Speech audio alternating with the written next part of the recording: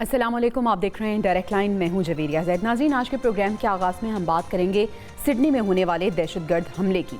यहूदी कम्युनिटी पर हमला किया गया, जिसके नतीजे में अब तक इत्तलात के मुताबिक 16 अफराद हलाक हो चुके हैं। लेकिन इस वाक़े के बाद भारतीय और इसराइली प्रोपेगेंडा हस्ब रिवायत शुरू हो गया। बगैर किसी सबूत के पाकिस्तान पर उंगली उठाई गई। रॉ से जुड़े सोशल मीडिया अकाउंट्स भी एक्टिव हो गए, मुतहरिक हो गए, मगर एक बार फिर हक़ाइक़ के आगे तमाम तर झूठी खबरें ज़मीन बोस हुई और झूठ ज़्यादा देर तक चल ना सका। पैनल के सामने सवाल ये रखेंगे कि वो मुल्क जहां पहले ही इमिग्रेशन के हवाले से मुजाहरे किए जा रहे हैं, प्रोटेस्ट किए जा रहे हैं और मुखालिफत पाई जाती है, वहाँ इस तरह का हमला हो जाना, इसके आफ्टर इफ़ेक्ट्स क्या होंगे, इससे कौन कौन से कॉन्सिक्वेंसेस सामने आ सकते हैं, और पाकिस्तान जैसा मुल्क जो दहशतगर्दी से बुरी तरह मुतासर है, आखिर क्यों हर हमले के बाद भारत इसे पाकिस्तान से जोड़ने की कोशिश करता है। इसके साथ साथ अगर हम भारत की बात करें तो भारत को एक और सिफारती हजीमत का सामना करना पड़ा है, क्योंकि भारत को अहम आलमी इत्तेहाद से निकाल दिया गया है।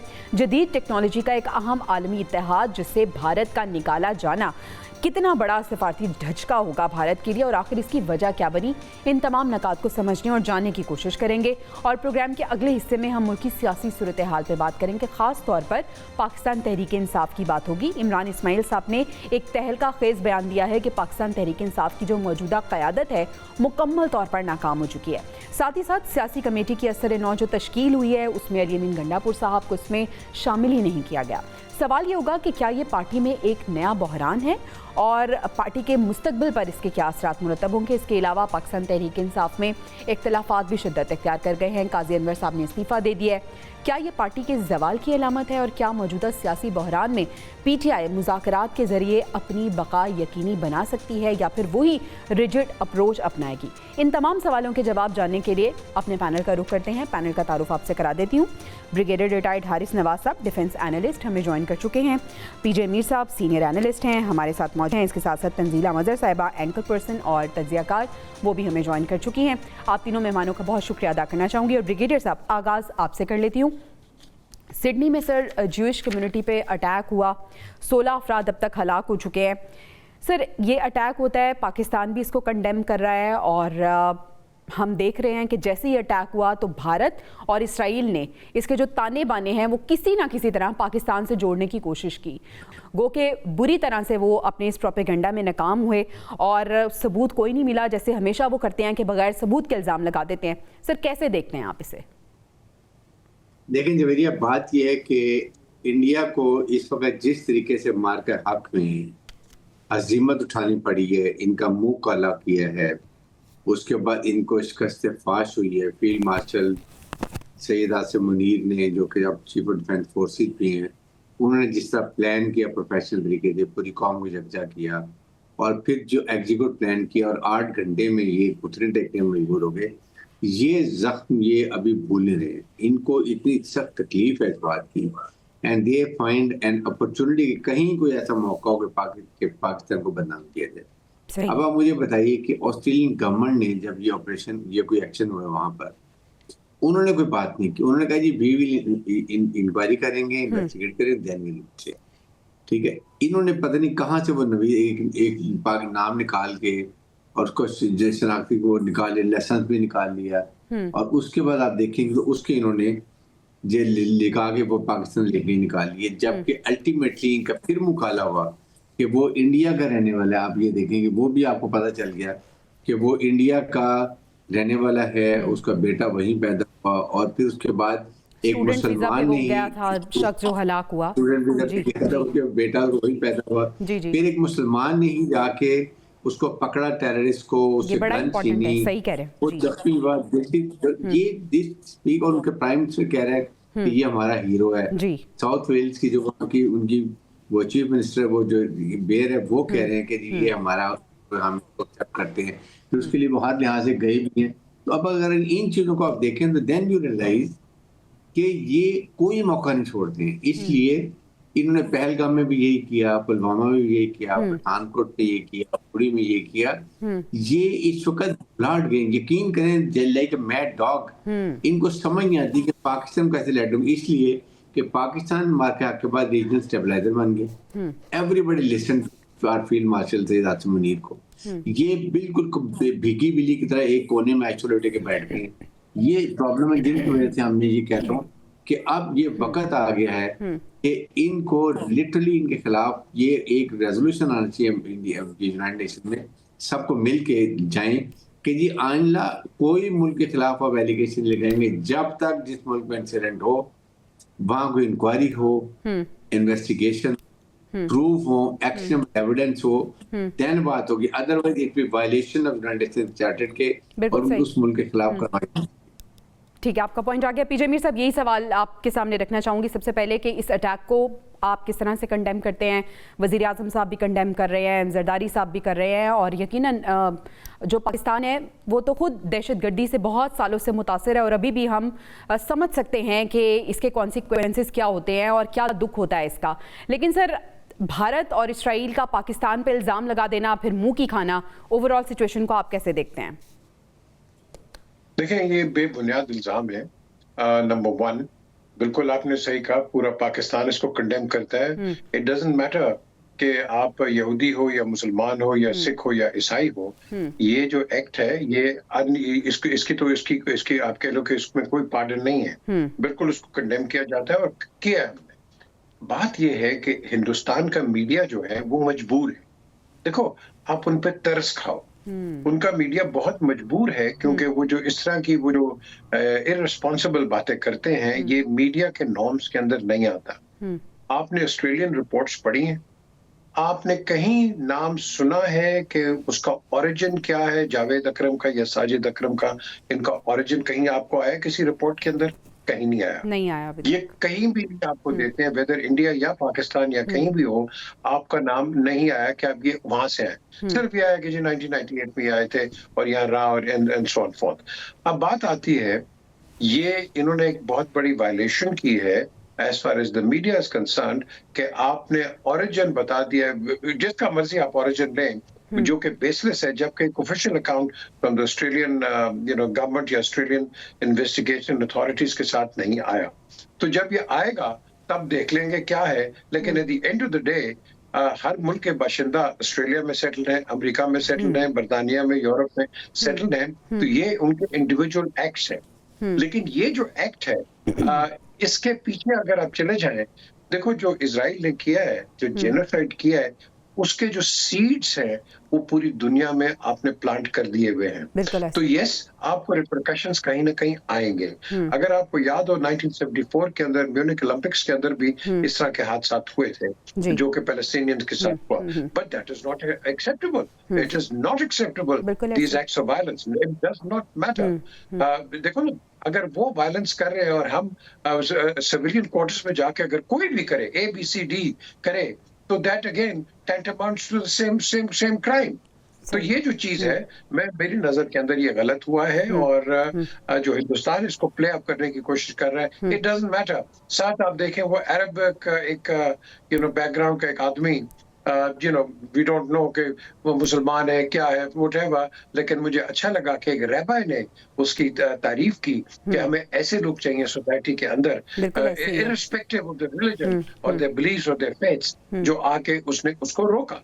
क्योंकि वो जो इनडिस्क्रिमिनेट फायरिंग की है, I mean this has to be a mad man. ये आदमी मेंटली डिरेंज्ड होगा कि इनोसेंट सिविलियंस को ये इसमें जाके रौंदा है। तो ये आई थिंक बिल्कुल ऐसी हमेशा जो बात होती है, और हम इस पे बिलीव भी करते हैं कि जो दहशतगर्द होते हैं, इनका कोई मज़हब नहीं होता और ये इंसान के दुश्मन होते हैं और किसी मज़हब से इनका ताल्लुक नहीं होता। तंजीला साहब, आपको भी शामिल गुफ्तगू कर लेते हैं। 1996 में भी इस तरह का एक वाक़या पेश आया था, और उसके बाद ये वाक़या ऑस्ट्रेलिया में पेश आना, जिसमें 16 अफराद हलाक हुए। इस वाक़े का हो जाना और फिर पाकिस्तान पर इल्ज़ाम लगाना और मुँह की खाना भारत की, कैसे आप रीड करती हैं इसे?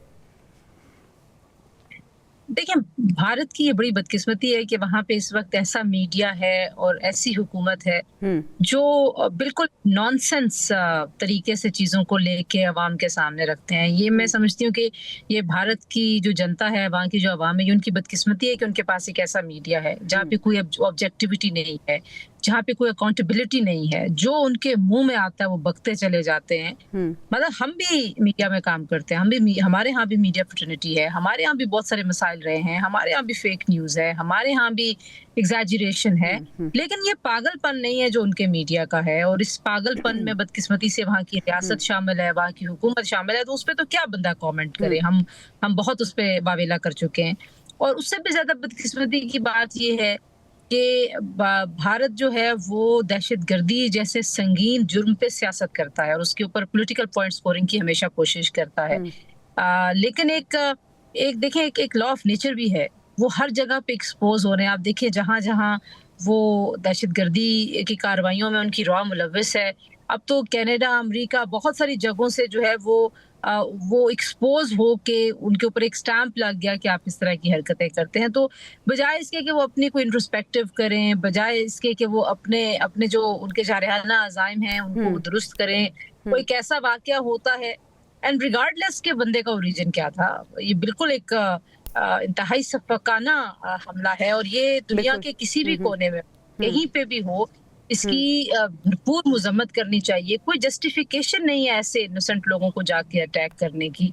और भारत जो है वो उसको शर्म आनी चाहिए, उसको इंसानी हमदर्दी और ये जो एक ग्लोबल हमारी पूरी दुनिया के लिए जो दहशतगर्दी का खतरा है, उसमें कोई किरदार तो वो अदा कर नहीं सकता, उल्टा वो खुद एक रियासती दहशतगर्दी कश्मीर में करता है। लेकिन जैसे कोई ऐसा वाकया आता है उसको ट्विस्ट करके वो पाकिस्तान की तरफ लेके आते हैं। मेरा ख्याल है कि they are deeply obsessed with Pakistan.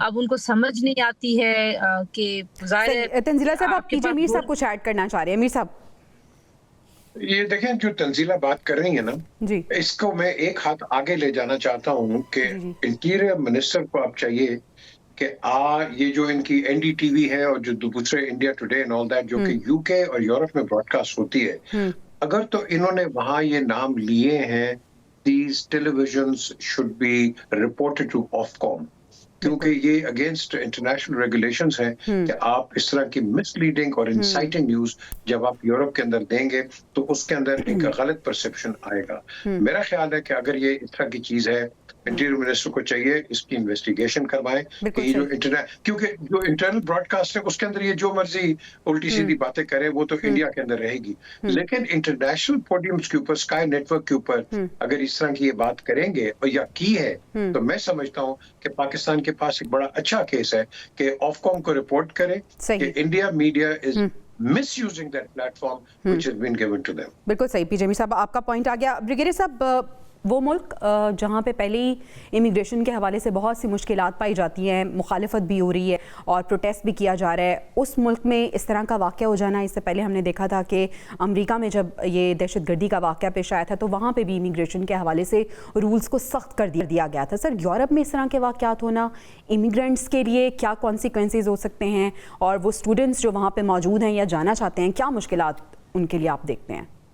लेकिन ये इस तरह के इंसिडेंट ऑनेस्टली जो मुल्क जैसे पाकिस्तान है, दूसरे ममालिक है जिनकी स्टूडेंट बाहर जाके पढ़ना चाहते हैं, जाके they want to gain more knowledge and then they want to come back in own country, in serve the country, उनके लिए काफी रास्ते कम महदूद हो जाते हैं और ये बड़ा ही अनफेयर है। और इसके अंदर भी मैं आई स्ट्रांगली फील कि इसके अंदर इंडिया और इजराइल और साथ ये जो ये वहाँ तालिबान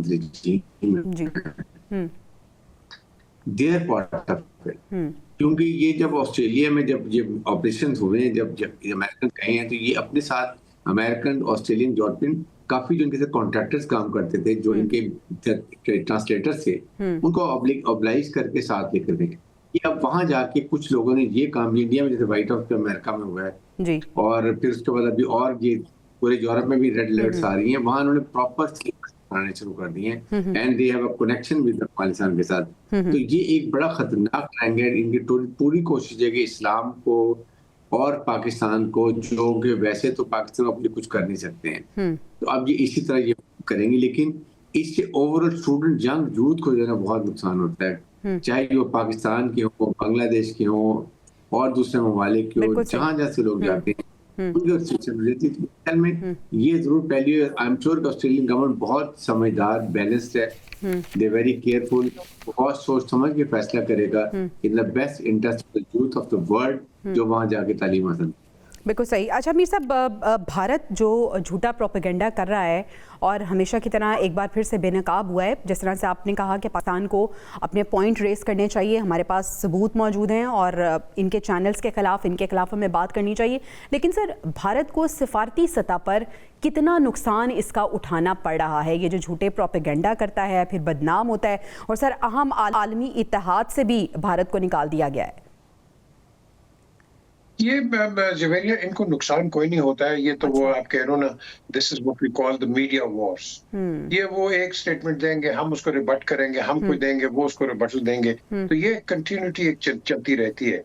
लेकिन इसका देखो ना, आपने इसको कहीं हतमी अंजाम पे पहुंचाना है, आप इसको लेके जाएं टू द रेलेवेंट अथॉरिटीज। जो मैंने ऑफकॉम की बात की है, ये बड़ी सीरियस बात है, बिकॉज दिस क्रिएट्स इंसाइटमेंट। अभी जो ब्रिगेडियर साहब बात कर रहे हैं, देखो हमारे जो बच्चे बाहर पढ़ने जाते हैं, उनके ऊपर एक साइकोलॉजिकल इफेक्ट हो जाता है। और मुझे याद है कि 27/11 के अंदर कि जिस तरह पाकिस्तानियों को देखा जाता है, मैं सारी उम्र इंग्लैंड में रहा हूँ, और मैं जब ट्यूब में ट्रेवल कर रहा था, पीपल लुकिंग एट मी, पता नहीं मैं कहाँ से आ गया।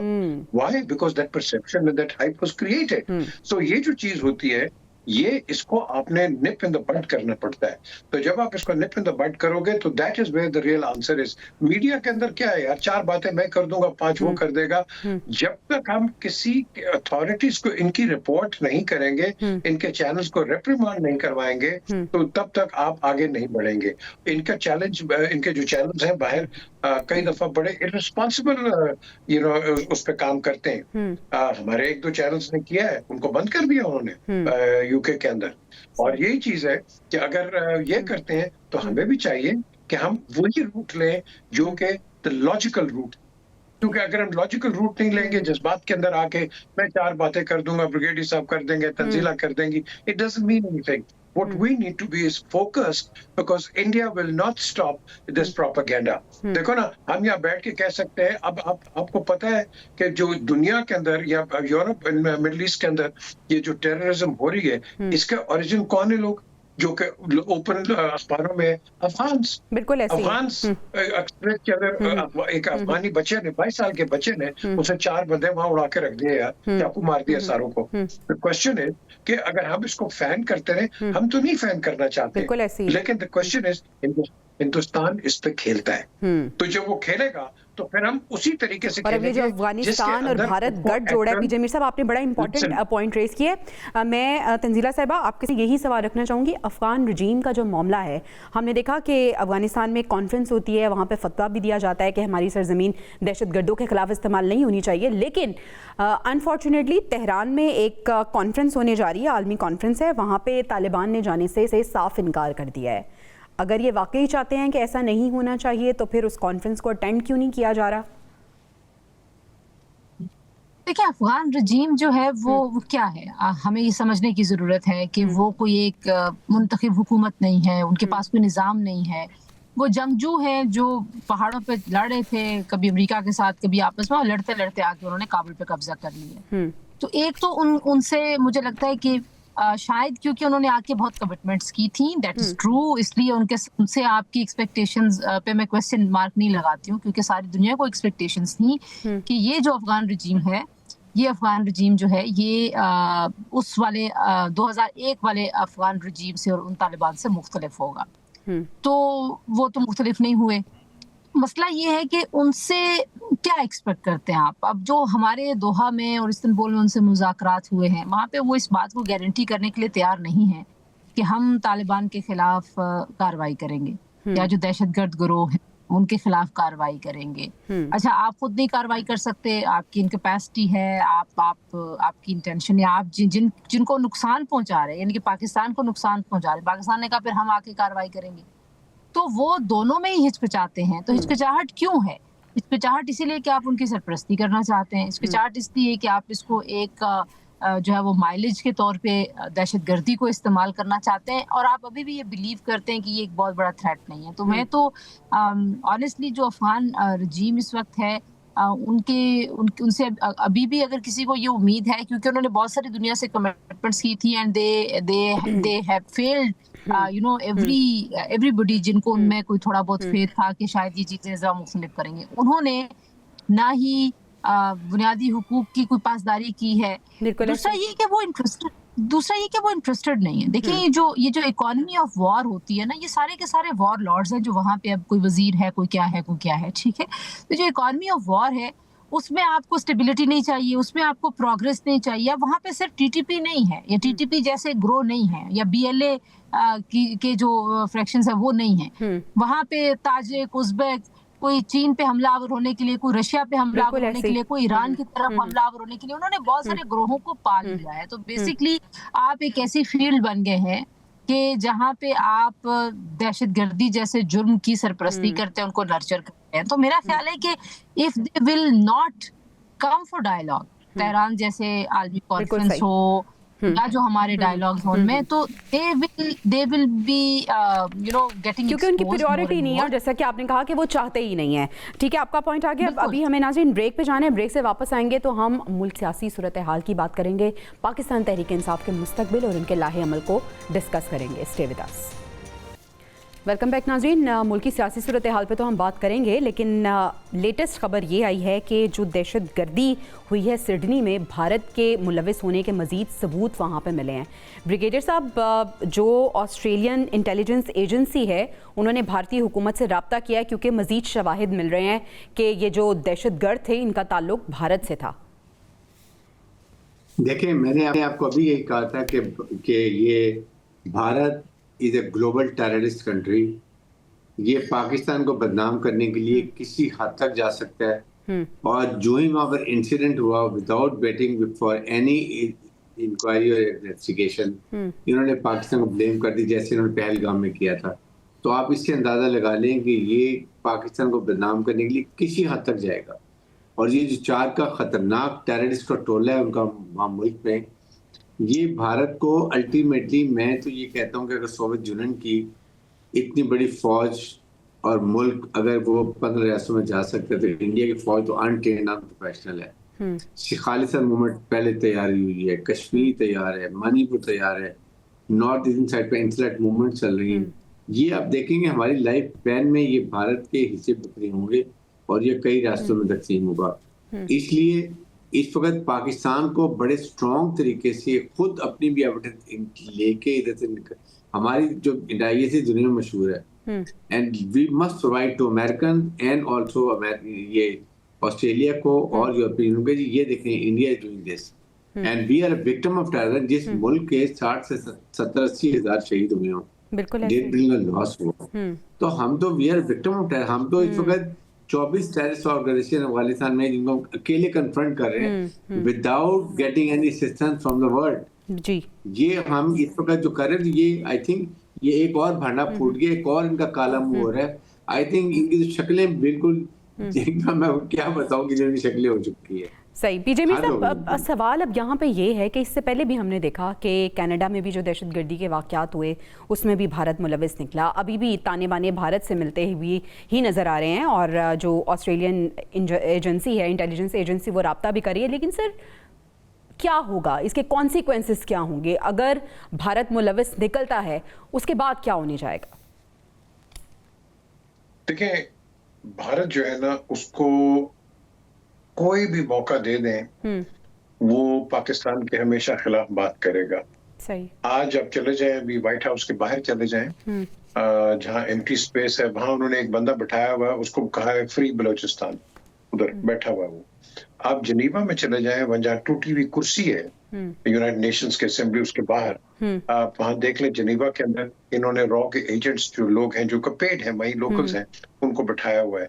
तो जब भी कोई पाकिस्तानी डेलीगेशन जाता है या पाकिस्तान का कोई भी नुमाइंदा जाता है, ये वहां जाके प्रोटेस्ट करते हैं, झंडे उठा लेते हैं, प्लेकार्ड्स कर लेते हैं। तो इनका ये स्टैंडर्ड ऑपरेटिंग प्रोसीजर है।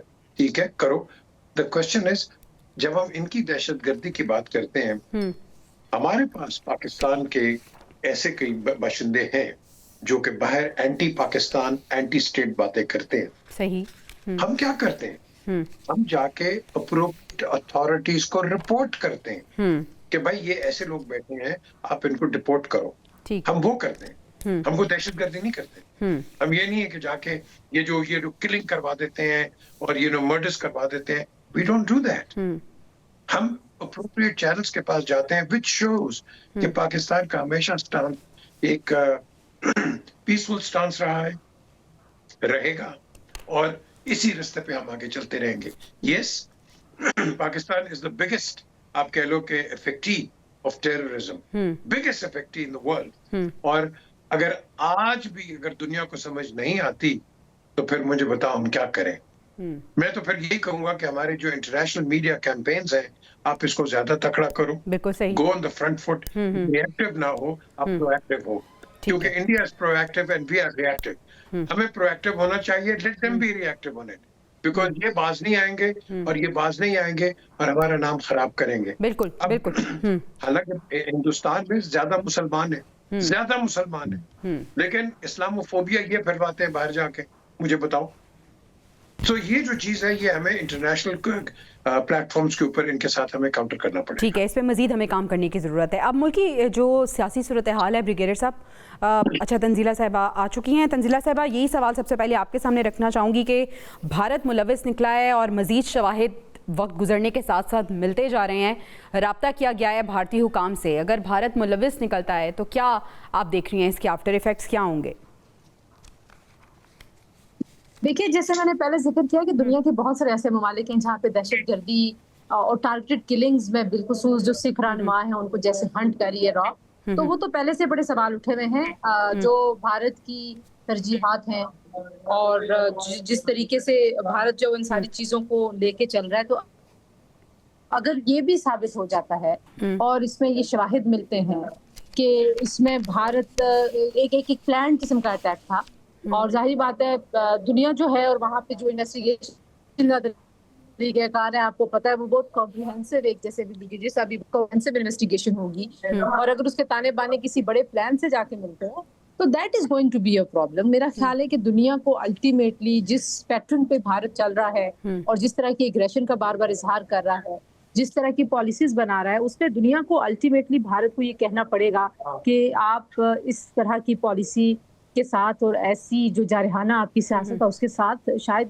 कंटिन्यू नहीं कर पाएंगे। लेकिन देखिए, जब भारत की बात आती है तो दुनिया के दोहरे मेयार भी हमारे सामने बड़े वाजे हैं। कश्मीर के मामले पे आप देख लीजिए, तो शायद कश्मीर के मामले पे तो दोहरा मेयार कायम रहेगा, लेकिन अगर कनाडा, ऑस्ट्रेलिया, अमेरिका जैसे मुल्कों में जाके कोई टारगेट किलिंग होती है, वहां पे कोई दहशतगर्दी की कार्रवाई होती है और वहां पे भारत के मुलविस होने के शवाहिद मिलते हैं, तो फिर उम्मीद की जा सकती है कि शायद इनके खिलाफ एक्शन लिया जाए। सही, बिल्कुल ठीक, आपका पॉइंट आ गया। ब्रिगेडियर साहब, मुल्क की सियासी सूरत हाल की बात कर लेते हैं। वज़ीर दिफा ख्वाजा आसिफ साहब कह रहे हैं 9 मई का जो वाक़या था बानी पीटीआई और फैज़ हमीद का जॉइंट वेंचर था।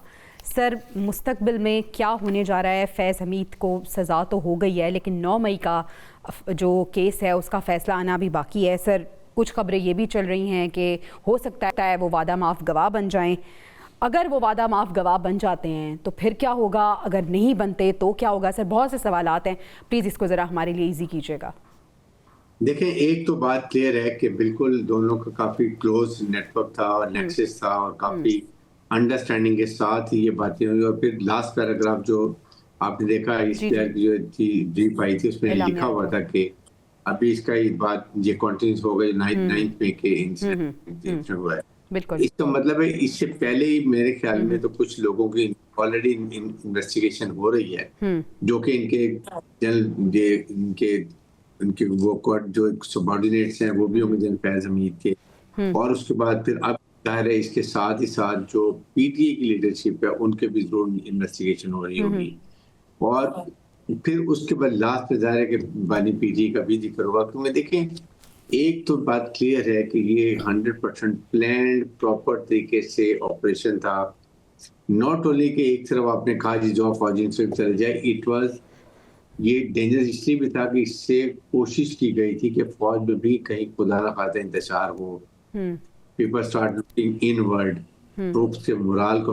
तो आप फौज अगर उस वक्त बड़े अच्छे प्रोफेशनल तरीके से एक अपने अमली से फौज को विथड्रॉ ना किया जाता, और अगर कोई खुदा ना खातर टिगर हैप्पी कोई सोल्जर फायरिंग कर देता, उससे क्या कॉन्सिक्वेंसेस हो सकते हैं, वी शुड रिमेंबर दिस। तो ये इस तरह से देखा तो वेरी सीरियस इशू। और अगर इस दफा लोगों को सजा नहीं मिलेगी, that mean they will be encourage कि चलो कोई बात नहीं, फिर अगली दफा भी ऐसे करते हैं। सो सबा को मोस्ट डेटरेंस ऑल रिक्वायर्ड, और आई एम श्योर कि इसके अंदर बहुत detail investigation is already in progress. और इसके बाद जिस वक्त भी कम्युनिटीज, क्योंकि तमाम इंसाफ के तकाजे पूरे किए जाते हैं, सही, कोई लकूना नहीं छोड़ा जाता, और उसके बाद जो भी होगा उसके बाद ये मेरे ख्याल में ये भी जाहिर है कि जब अगर कोर्ट मार्शल होता है, ये सिविल ट्रायल होता है या मिलिट्री ट्रायल होता है, थिंग्स शुड बी क्लियर। सही। पीजे मीर साहब, अगर वादा माफ गवाह बन जाते हैं तो बानी पीटीआई का मुस्तकबिल क्या होगा और इनको क्या आसानी मिल सकती है फैज हमीद साहब को? मेरा नहीं ख्याल वो वादा, वो क्या कहते हैं, ये जो बनेंगे, बिल्कुल नहीं। अच्छा, वादा माफ गवाह नहीं बनेंगे, बिल्कुल नहीं बनेंगे। अच्छा, इसके बहुत कॉम्प्लिकेशन हैं। देखें, द मोस्ट पावरफुल आदमी is the chief of the ISI। इनके पास अनलिमिटेड पावर्स होती हैं और इनको ऐसे कई डिसीजन लेने पड़ते हैं कि which are sometimes they are not answerable. और ये जो चीज होती है, ये उस वक्त तो कर लिए, लेकिन ऑन हाइंडसाइट देखा जाता है कि whether they were right decisions और द रॉन्ग डिसीजंस। ये सब हुए, पहले भी हुए, इधर भी हुए, आगे भी देख लेंगे हम। बट द क्वेश्चन इज कि या तो आप ISI चीफ की जो पावर्स हैं वो कटेल कर दें, या आप उनको कह दें कि भाई ये उनकी लिमिट है और उससे आगे नहीं जाएंगे। ये मेरा नीम नजर में होगा नहीं, क्योंकि उन्होंने स्पर ऑफ द मोमेंट पर डिसीजंस लेने होते हैं। कैसे होते हैं, क्या होता है, टिल्ट कहाँ होता है, क्या करना होता है, ये एक इंटरनल उनका मसला है। इस वक्त जो फील्ड कोर्ट मार्शल हुआ है, ये आर्मी का एक अपना डिसीजन है, and I think we should respect that decision. जो भी उन्होंने डिसीजन दिया है, दैट इज गुड इनफ। लेकिन आगे इसमें अपील भी है, अपील पे क्या होता है, क्या नहीं होता है, that again remains to be seen. But मेरी नजर के अंदर, I think to discuss it in the political forum और in the civilian sector, it is unwarranted whether the defence minister says कि वो मुलव्वस है, ये नहीं है। Let the courts decide. सही। अगर आपको पता है कि भाई वो मुलव्वस है, तो give us the proof. The question is, whatever is happening, the trials, the proof, the evidence and the prosecution is with the field court marshal. तो ये जो चीज है, ये let them decide on that. और यहाँ बैठ के अगर हम किसी कोई भी जनरल हो, देखो याद रखो, जनरल जो होता है बड़ा कमांड करता है, एक रिस्पेक्ट कमांड करता है। कोई भी ऑफिसर हो, एक कमांड रिस्पेक्ट करता है। तो अब यहाँ अगर बैठ के अब एक इंस्टीट्यूशन की वैसे उड़ा के धज्जियां उड़ाएं, तो मेरा नहीं ख्याल है कि दैट इज ठीक है, बिल्कुल सही है। तंजीरा साहब, आप इसे किस तरह से देखती हैं? और कुछ दीगर नाम भी ज़ेरे गर्दिश हैं कि उनकी बारी भी आ सकती है। आपको लगता है कि कुछ दीगर अहम नाम भी सामने आ सकते हैं और उनके लिए भी शिकंजा सख्त हो सकता है? और उससे पहले फैज़ हमीद साहब अगर वादा माफ गवाह बन जाते हैं, पीजे मीर साहब तो कह रहे हैं कि उन्हें चांसेस नज़र नहीं आ रहे, आप कैसे देखती हैं? देखिए, वादा माफ गवाह जो है ना, उसको लीगल पर्सपेक्टिव में अगर आप देखें तो उसको बड़ा डिस्ग्रेस्ड एक काम होता है। तो मेरा नहीं ख्याल कि टेक्निकली वो इस तरह का कोई काम करेंगे। लेकिन हैविंग सेड दिस, अगर वो कहीं पे उन तमाम चीजों को वैलिडेट करते हैं जो इल्जाम लगते रहे इमरान खान साहब पे, और जाहिर है उसमें जो सारा का सारा नेक्सस है वो बैक एंड फोर्थ बार बार जो है वो उन्हीं पे जा रहा है, फैसला पे। तो अगर वो उन तमाम चीजों को किसी भी तरह से कहीं ऐसी इंफॉर्मेशन देते हैं जिससे वो चीजें सही प्रूव होती हैं और वो शवाहिद में कंसिडर होंगी, तो फिर जाहिर बात है उनके लिए काफी मसला हो सकता है। ठीक है, अभी हमें ब्रेक पे जाना है और जब ब्रेक से हम वापस आएंगे तो हम बात करेंगे पाकिस्तान तहरीक इंसाफ के अंदर जो अंदरूनी मामलात चल रहे हैं वो काफ़ी गौर तलब हैं। बहुत से सवालात हैं जिनके जवाब हम अपने पैनल से जानने की कोशिश करेंगे। Stay with us. Welcome back नाज़रीन। पाकिस्तान तहरीक इंसाफ के अगर हम अंदरूनी मामलात की बात करें तो कुछ डेवलपमेंट्स हुई हैं। पहले मैं आपसे वो शेयर करती हूँ, सियासी कमेटी की असर-ए-नौ तश्कील दी गई है और अली अमीन गंडापुर साहब को उससे बाहर रखा गया है। सुहेल आफरीदी साहब ये कहते हैं कि जैसे ही हमें कॉल मिलेगी बानी की तो हम बिल्कुल तैयार हैं, हम मैदान में निकलेंगे और वही करेंगे जो बानी कहेंगे। काजी अनवर साहब ने इस्तीफ़ा दे दिया है और इमरान इस्माइल साहब ये बयान दे रहे हैं कि पीटीआई की जो मौजूदा क़यादत है वो मुकम्मल तौर पर नाकाम हो चुकी है। ब्रिगेडियर साहब, पीटीआई का मुस्तकबिल आप क्या देखते हैं और पार्टी के अंदर जो चल रहा है कैसे रीड करते हैं इसको? देखिए, बात यह है कि बेसिकली पीटीआई को ज़्यादा नुकसान भी पीटीआई की जो बाहर क़यादत और नुकसान बचा है। इनके अपने वेस्टेड इंटरेस्ट हैं इन्होंने पूरी कोशिश की है कि, और मुझे लगता ये है कि जिस तरीके से अंदर से आते थे, बात होती थी, बाहर आके क्या बयान देते थे, उसके बाद इन्होंने ना असेंबली को फाल किया, ना मुज़ाकरात किए, और फिर बानी पीटीआई ने भी जाहिर है कि he is also responsible being a leader of the PTI के, कि उनको अब सोचना चाहिए था कि सियासी हिकमत में क्या हो सकती है। आप फौज के साथ बात करना चाहते हैं, फौज के खिलाफ वो ट्वीट भी करते हैं, फौज के सिपह सलार को बुरा भला कहते हैं, सोशल मीडिया की कैंपेन आप फौज के खिलाफ चलाते हैं, उनके शोहदा के बारे में बातें करते हैं। आप इसमें ये मुझे बताइए कि इन हालात में क्या आपसे एस्टेब्लिशमेंट बात करेगी? फिर उसके बाद आप कहते हैं मजाक, सारी पावर्स उनके पास हैं, आप उनसे ताल्लुकात भी खराब करते हैं। आपने गवर्नमेंट के साथ कोई चैनल खोला जो कि एक पॉलिटिकल पार्टी है, आप सियासी मामलात को सियासी तरीके से हल करें, दैट इज मोर इम्पोर्टेंट। आप हर बार स्ट्रीट पे भी वहाँ जो चीफ मिनिस्टर बना है, मैंने इमेच्योर को उठा के बना दिया है, जो बार बार यही कह रहे हैं, जब कहेंगे मैं कर दूंगा, यू अब आपकी पूरा सूबा है, फिर काम करे, दहशतगर्दी हो रही है, वो आप सोचते नहीं है, और आप हर बात पे कहते हैं हम स्ट्रीट पर आएंगे।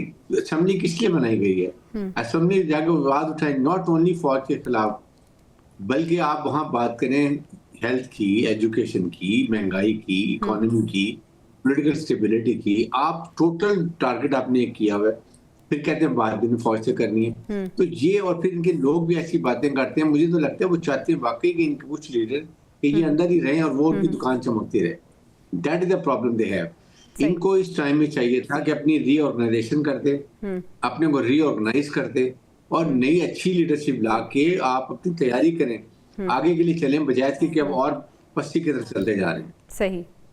पीजे मीर साहब, किसी भी सूबे का जो हम देखते हैं कि वज़ीर आला है, उसके क्या कैरेक्टरिस्टिक्स होते हैं, ख़ास तौर पर इस तरह का सूबा जिस तरह से खैबर पख्तूनख्वा है, जहां बहुत से चैलेंजेस हैं, दहशतगर्दी सबसे बड़ा मसला है। सर सुहेल आफरीदी साहब को आप एज ए वज़ीर आला केपी किस तरह से देखते हैं? और वो जो बार बार कहते हैं कि जैसे ही बानी हमें हुक्म देंगे मैं कॉल दूंगा और वर्कर्स जो हैं वो बाहर आ जाएंगे, सर आपको लगता है कि इतनी कन्विक्शन होगी उनकी बात में कि वो कॉल देंगे और जो लोग हैं वो बाहर आ जाएंगे?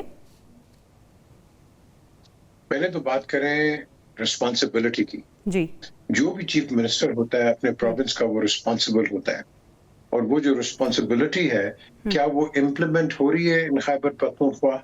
मेरी नजर में नहीं हो रही है।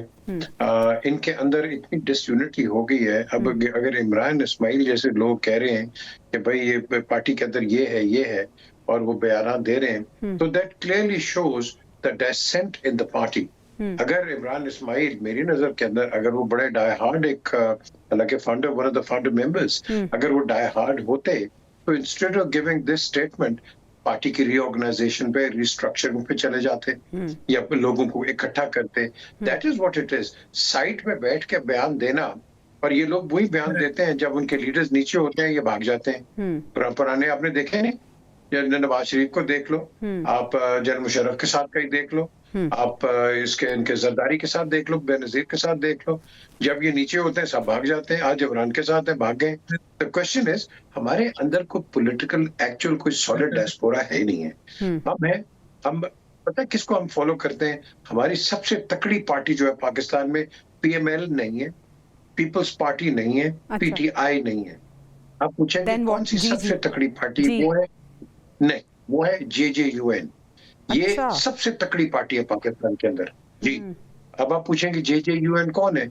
जेड़ा जीते ओदे नाल, ये सारे वो ही हैं। ये वो लोग हैं कि जो जीतता है उसके साथ जाके खड़े हो जाते हैं, और इनके अपने नजरिए कोई नहीं होते। ये क्लोन है, ये they're all clones, they have no. आप देख लो, कोई भी आज भी देख लो, पहले भी देख लो, क्या करेंगे वो जी, हमारे लीडर ने ये बात की थी तो हम ये करें। और भाई तुम्हारा क्या व्यू पॉइंट है, तुम्हारा क्या विजन है? Please tell me your vision. आपको मिनिस्टर्स ने, चीफ मिनिस्टर जो लगाया है, व्हाट इज योर विजन? कभी सुना किसी से? ना। चीफ मिनिस्टर्स के रेफरेंसेस देंगे, गवर्नर्स के देंगे, प्राइम मिनिस्टर्स के देंगे, अपना कुछ नहीं देंगे ये। So who are you? Who are you? Please tell me. तो ये जो चीजें हैं, दे क्लियरली शोज कि हमारा जो सारा पॉलिटिकल जो इंफ्रास्ट्रक्चर है वो टेंडर हुक्स पे है। और जब हम पीटीआई की बात करते हैं, इनको चाहिए कि इंस्टेड के आप अपने प्रोविंस पे काम करें, बिकॉज आगे इलेक्शंस आने हैं, अपने इलेक्शन जीतने भी हैं। इमोशन से इलेक्शंस नहीं जीत सकते, प्रैक्टिकलिटी से जीत सकते। और इनको जो वोट मिला है वो वोट मिला है hate vote towards the PML and of course the Peoples Party. इनको वो वोट मिला है। अगर ये उस पर कैपिटलाइज नहीं करेंगे and they will use the street, तो फिर असेंबलीज को बंद कर दो आप। बिल्कुल। Then forget the assemblies. So you have to, whatever you have to do, please sit in the assemblies, thrash it out. लोगों की नुमाइंदगी करें। बिल्कुल आप अपने जो लीडर है उसके बिल्कुल आप सपोर्ट करो, 1000% करो, बट जो आपको एक बुनियादी जिम्मेदारी दी है, बिल्कुल सही, जो बुनियादी जिम्मेदारी है उसको भी अदा करें, क्योंकि वो बहुत ज़्यादा ज़रूरी है और वही लीड करेगी आपका जो मेन गोल है उनको बानी को निकलने का। आपने मेरे ख्याल में यही अगर आप रिस्पॉन्सिबिलिटी अपनी पूरी करें, आपका एक मंशूर होना चाहिए, आपका एक सही बयानिया होना चाहिए, एक रास्ता होना चाहिए, तभी आप अपने गोल तक पहुँच सकते हैं। तंजीला साहिबा, पार्टी के अंदर हम देख रहे हैं कि सियासी कमेटी की असर-ए-नौ तश्कील दी गई है और अली अमीन गंडापुर साहब को उसमें शामिल नहीं किया गया। कैसे देखती हैं आप, क्या पार्टी पर असरअंदाज होगा ये फैसला? देखिए, मेरा ख्याल है पीटीआई जो है वो सियासी फैसले तो इस वक्त कर नहीं रही और इमरान खान साहब जो है मैं सियासतदान समझती भी नहीं हूँ। ये एक जमात जरूर बन गई है, हुकूमत में इनको ले आया गया, हुकूमत करवाने में इनकी मुकम्मल भरपूर हिमायत भी की गई, लेकिन इसके बावजूद भी क्योंकि वो सियासी नहीं है और क्योंकि वो इस मुल्क में जो सियासी निज़ाम है वो बहुत बुरा है, मैं ये नहीं कहती कि वो बड़ा आइडियल निज़ाम है, उसमें बहुत बुराइयां हैं, लेकिन वही निज़ाम है। आप ये नहीं कह सकते कि मैं निज़ाम से हूँ ही नहीं, मैं इस निज़ाम को मानता ही नहीं हूँ, तो फिर आपको उसके लिए तो फिर आपको एक अलग तरह की मज़ाहमत, तो वो उनका ये मसला नहीं है कि वो इस निज़ाम को नहीं मानते, वो ये चाहते हैं कि इस निज़ाम के ऊपर लाकर उनको बिठा दिया जाए, फिर यही निज़ाम हलाल हो जाएगा, फिर यही इलेक्शन कमीशन, फिर यही अदालतें, फिर यही सारा कुछ, यही ISI, यही इस्टेब्लिशमेंट फिर जायज़ हो जाती है अगर वो उनको आके इक़्तिदार में बिठा दे। और अगर वो इक़्तिदार में नहीं है तो फिर वो इस निज़ाम को नहीं मानते। लेकिन जो उनकी ज़्यादा बड़ी खराबी मुझे लगती कि अभी मीर साहब कह रहे थे कि डायलॉग की तरफ और पॉलिटिकल जो है फ्रेटर्निटी, उसको डायलॉग की तरफ वहाँ पे इमरान खान साहब को आना पड़ेगा अल्टीमेटली। मुझे भी यही सोल्यूशन आता है, लेकिन मुझे उम्मीद नजर नहीं आती। सही, क्योंकि देखिए इमरान खान साहब तो किसी और मानते ही नहीं है। जब तक आप को एग्जिस्ट कर पॉलिसी पे नहीं आएंगे, यानी कि हमारे साथ अच्छे बुरे लोग भी हैं और हमें उन लोगों की अच्छाइयों बुराइयों के साथ ही उसी दुनिया में रहना नहीं हो सकता कि मुझे ये दुनिया अपनी आइडियल दुनिया बनानी है तो मैं सबको कत्ल कर दूं। तो वो जो और जब आप मुश्किल में हैं तो फिर आपको कोई स्ट्रेटजी, कोई प्लानिंग, कोई हिकमत अमली अपने लिए चूज करनी है ताकि आप इस मुश्किल से तो निकलें, अगर आप मैदान में रहना चाहते हैं, लड़ना चाहते हैं।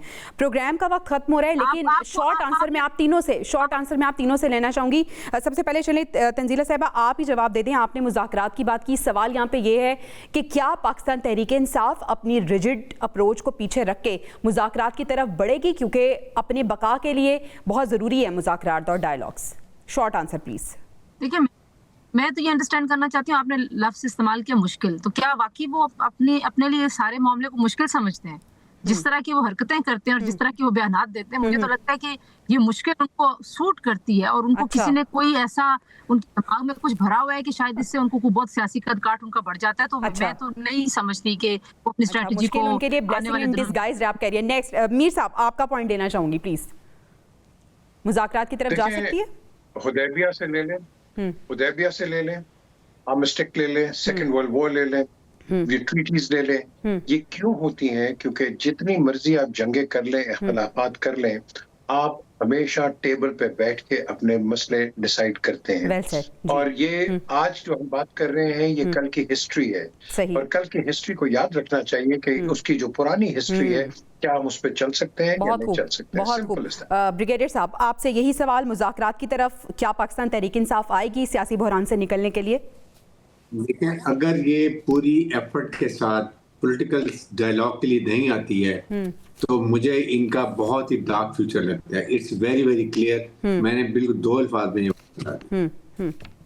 ठीक है, यानी अगर पाकिस्तान तहरीक इंसाफ अपनी बका यकीनी बनाना चाहती है तो मुज़ाकरात नागुज़ीर हैं, टेबल टॉक होना बहुत ज़रूरी है। अपने पैनल का, पीजे मीर साहब का, ब्रिगेडियर साहब का, तंजीला साहिबा का शुक्रिया अदा करना चाहूँगी। नाज़रीन, आपसे इंशाल्लाह कल मुलाकात होगी। अल्लाह ने के बाद।